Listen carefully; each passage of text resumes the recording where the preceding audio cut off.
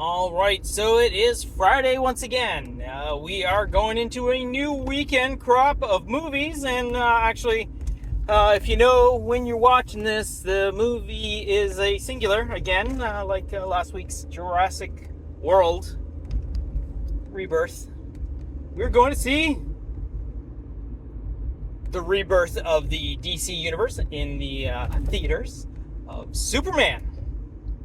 Now, there's so much hype about this movie and what it actually means to actual, like, DC, like Warner Brothers, and James Gunn, and whatnot.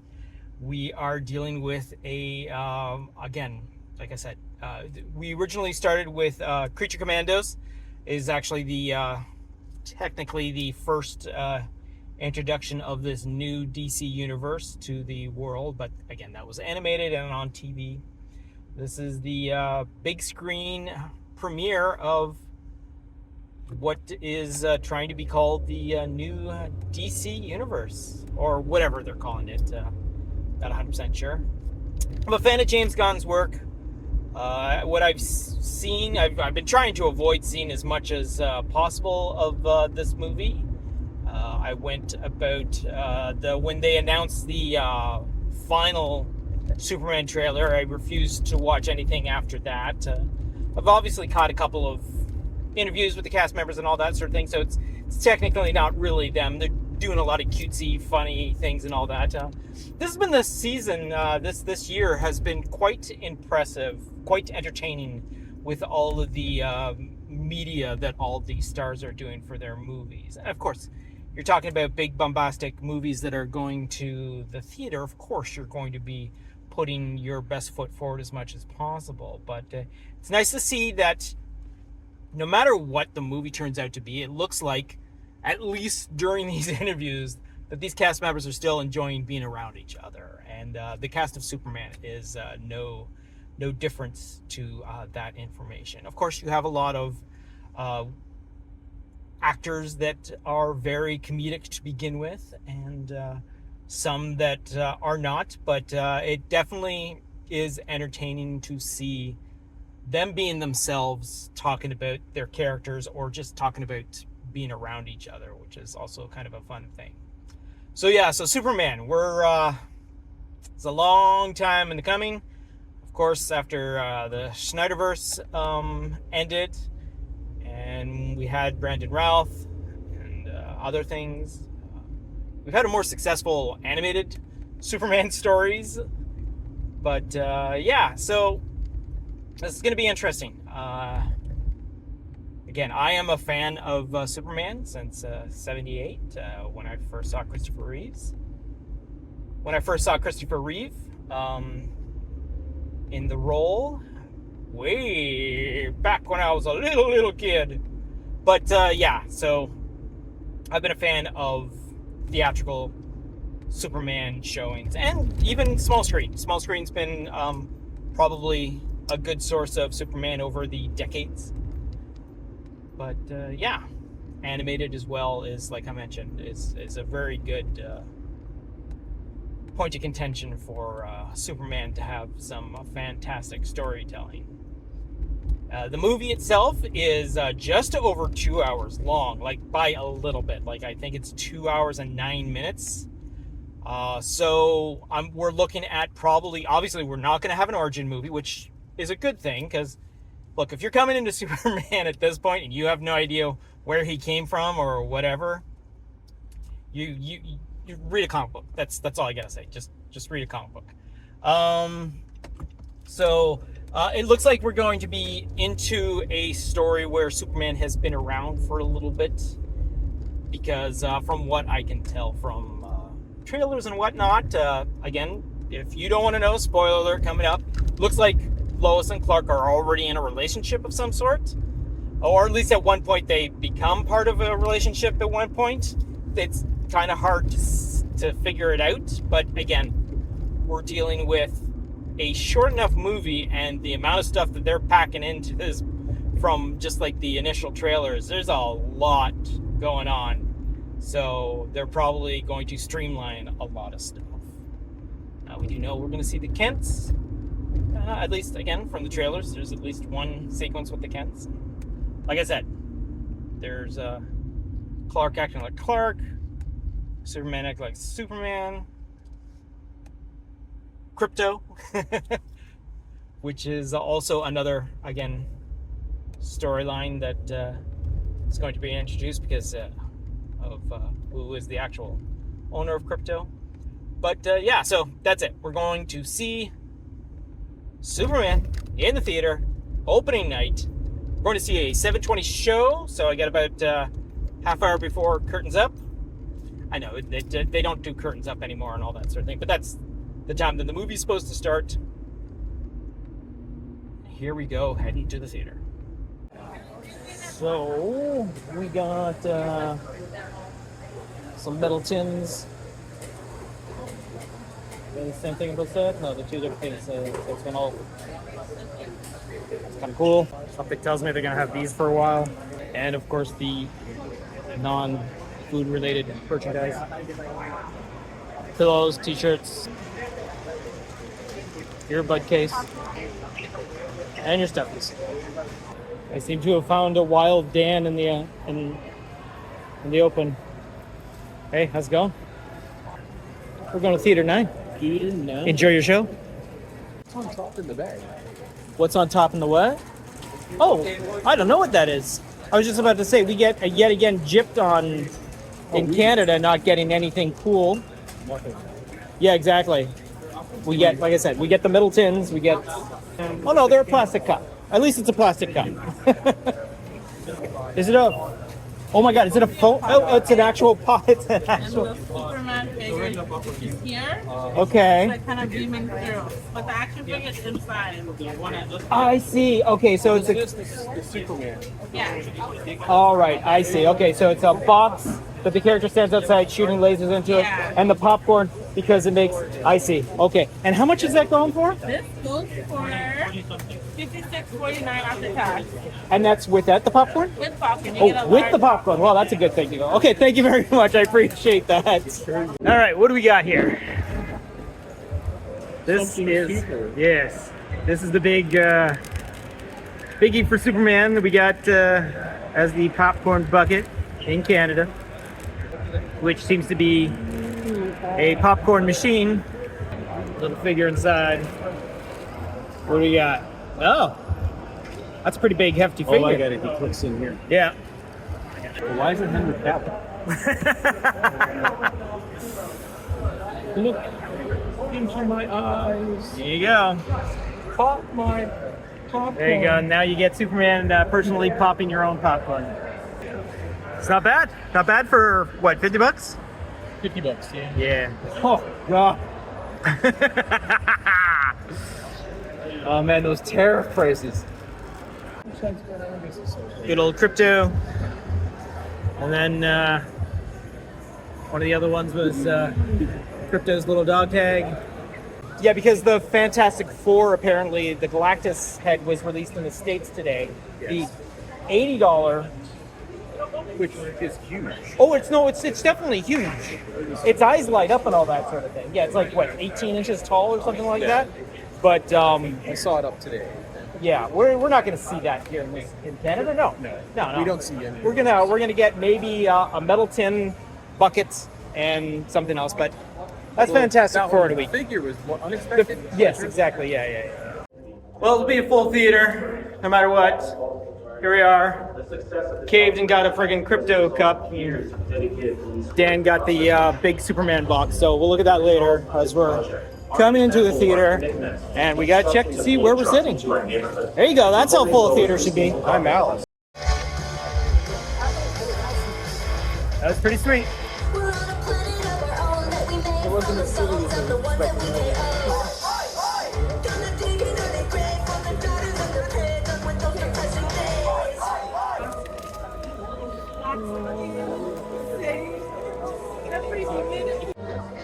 So, as you can hear in the background, the movie is still playing with its credits, and if you look at the seats behind, the theater's still practically full, which is a great thing. Nice. Yeah. Unusual. Yeah. And we're just waiting to see The how. concert they were walking to before it was done. Exactly. Oh my God. Hey, here we are down to the music. If the actual Mighty Crap Jones is written by James Gunn. Those tax credits. Good old tax credits, exactly.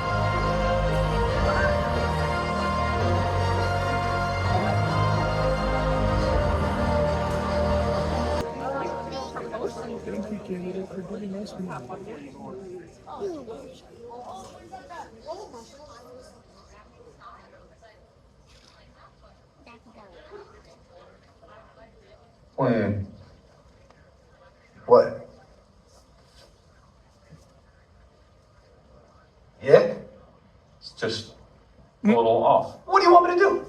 Do you want me to take it apart and put it back together? No. It was just. You just what? Hey, man, I'm sorry. I didn't mean to bum you out. Shouldn't have brought it up. Darn it, I can be such a jerk sometimes.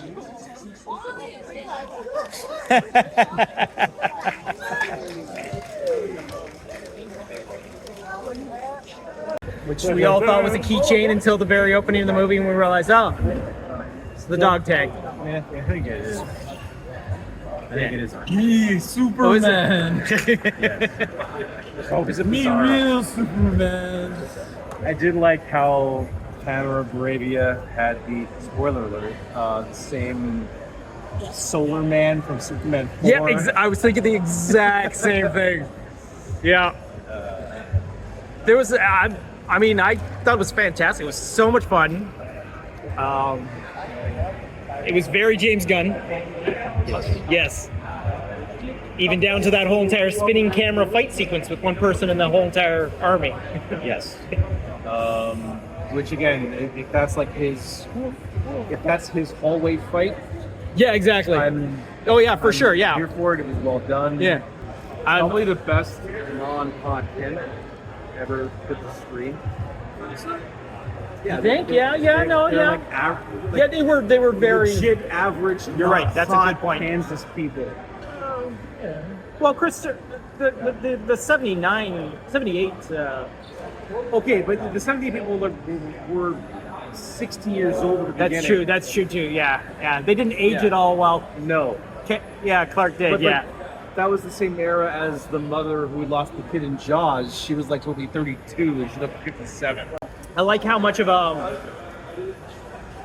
Margot Kidder, Christopher Reeve sort of dynamic the two of them had together every once in a while. That was kind of nice. A lot of Margot Kidder. A lot of Margot Kidder, and what her name is, I have to remember her name because it was very Marvelous Mrs. Maisel. Yeah, exactly. And her corny little speeches. Yeah, Very Christopher Reeve. very. Yes. No, I'm. What do you think, Dan? Was it worth it? I liked it a lot. The Kent farm was a lot downplayed than ever before, I think. It was a true old home that just looked very rustic. Yeah. A little more traditional for Kansas, if you ask me. I really liked Crypto more than I thought I would, hands down.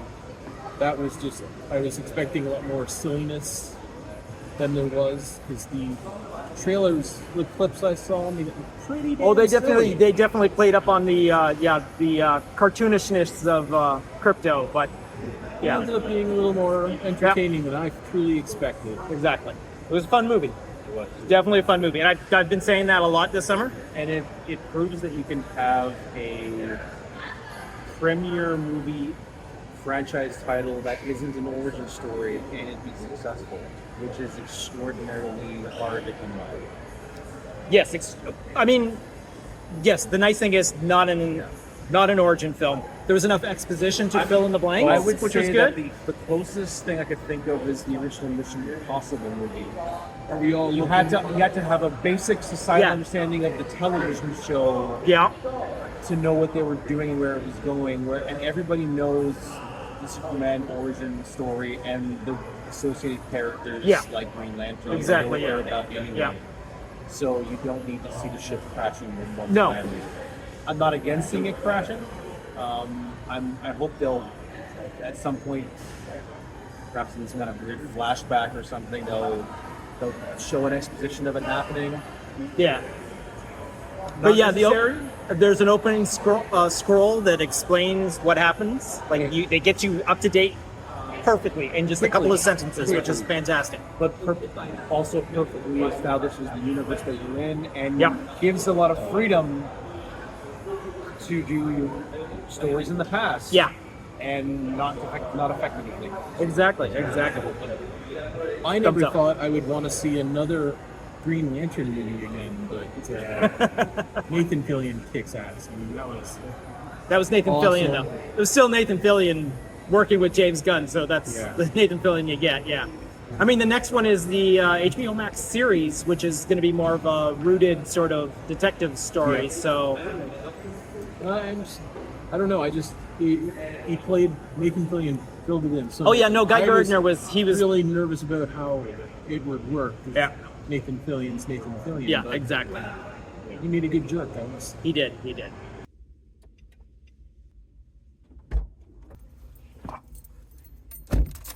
All right, so that was Superman 2025. I've said a lot in previously to this portion of the video, but it was such an entertaining movie. Had so much fun. Great sitting in a full theater of people that were there for the movie. That's one of the reasons why you go to a movie when it's the opening night, because everyone has paid money to see it as soon as they possibly can, and it did not disappoint. I do have to learn the actors' names and all that. That is totally without a doubt. Our Superman / Clark was really cool. He didn't have a huge differential between the Clark and the Superman. His look obviously did look completely different when he was one or the other, which is an obvious thing to do. It's no Christopher Reeve, but you know what? He acted well as Clark, but when he was without anyone else, he was always Superman. So that was kind of cool. The actress that plays Lois, fantastic job. Like I'd mentioned earlier, a very strong Margot Kidder vibes. Some of even the lines of delivery were like, oh wow, that's like so like 78 Lois. The communication between the two, the Lois and Superman and Lois and Clark and all that sort of thing is really great. The secondary actors are pretty good. I mean, Holt is fantastic as Lex. Without a doubt, he was going to be a fantastic Lex. So Nicholas Holt was like fantastic.